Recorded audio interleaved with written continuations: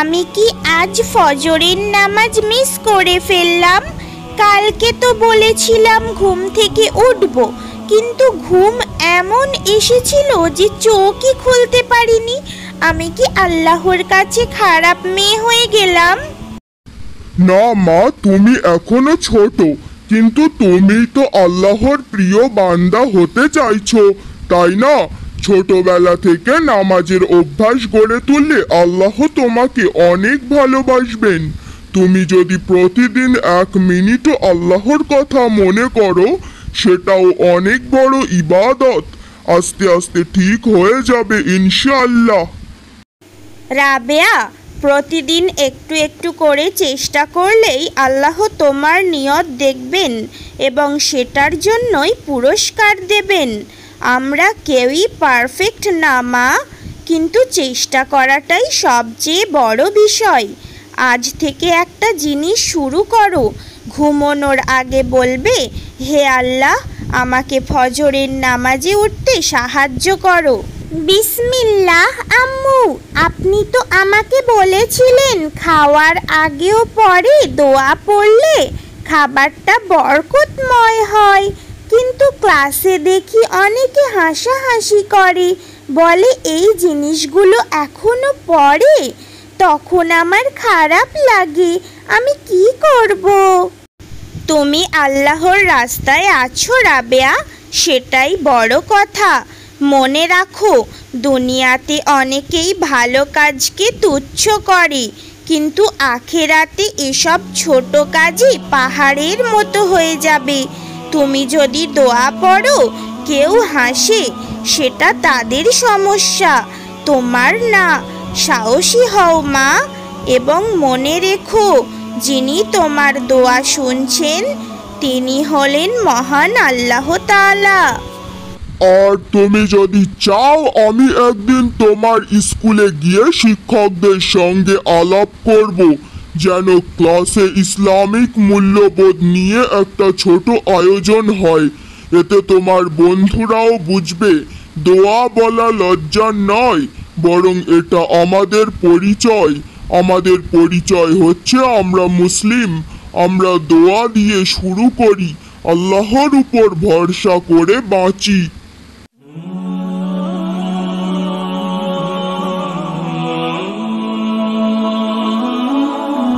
আব্বু, একটা হাদিস পড়লাম, আল্লাহ তাদের ভালোবাসেন যারা নিজেদের গোপন ভালো কাজ কাউকে না বলে করে। কিন্তু কেউ না জানলে আল্লাহ কিভাবে জানবেন যে আমি ভালো কাজ করেছি? সেটাই তো সবচেয়ে সুন্দর বিষয় মা।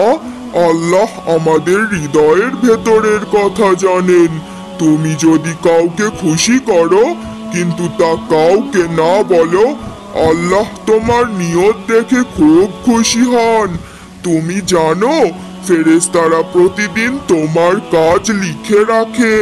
তুমি এমন ভালো কাজ করো যেগুলো শুধু তুমি আর আল্লাহ জানো, তখনই তুমি হবে তার সবচেয়ে প্রিয় বান্দা। তাহলে আজ থেকে আমি প্রতিদিন একটা গোপন ভালো কাজ করব, যেমন পানি রেখে দেব বাবার জন্য, বা আম্মুর কাজ একটু আগে করে দেব, তবে না বলে করব। আম্মু বুঝতে পারবে না, কিন্তু আল্লাহ বুঝবেন। রাবেয়া, ঘুমোতে যাওয়ার আগে এই দোয়াটা পড়ো, বিসমিকা আল্লাহুম্মা আমুতু ওয়া আহিয়া, মানে হে আল্লাহ, আমি তোমার নামেই ঘুমাই এবং তোমার নামেই জাগি। এই দোয়া পড়লে ঘুম ও ইবাদত হয়ে যায়। বিসমিকা আল্লাহুম্মা আমুতু ওয়া আহিয়া। আম্মু, আমি আল্লাহকে কিভাবে আরো ভালোবাসতে পারি?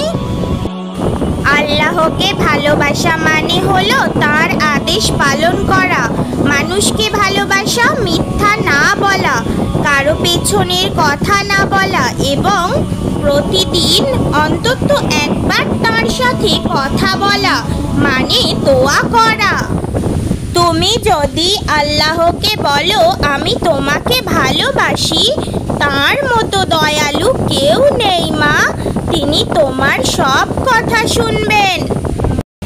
হে আল্লাহ, তুমি আমাদের ঘরকে সব সময় শান্তিতে ভরে দিও, আর তুমি আমাদের সবাইকে ভালো রেখো। আলোয় ভরা ঘর এই কার্টুনটি আপনাদের কাছে যদি ভালো লেগে থাকে তাহলে অবশ্যই চ্যানেলটিকে সাবস্ক্রাইব করবেন, আর অবশ্যই কমেন্ট করে জানাবেন কার্টুনটি আপনাদের কাছে কেমন লেগেছে। এটি একটি ইসলামিক কার্টুন। এই ধরনের সকল প্রকার কার্টুন ভিডিও আবার আসবে এই চ্যানেলে, অবশ্যই সাবস্ক্রাইব করবেন সবাই।